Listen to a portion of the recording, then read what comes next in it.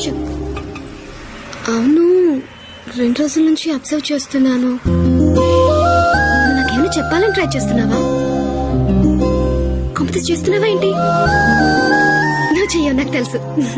ఎందుకంటే you are a good boy.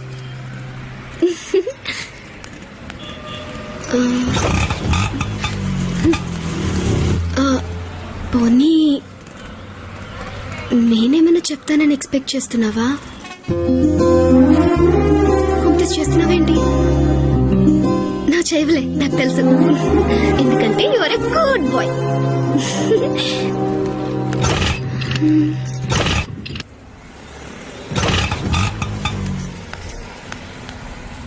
నువ్వు నాతో ఏదో చెప్పాలని ట్రై చేయట్లేదు.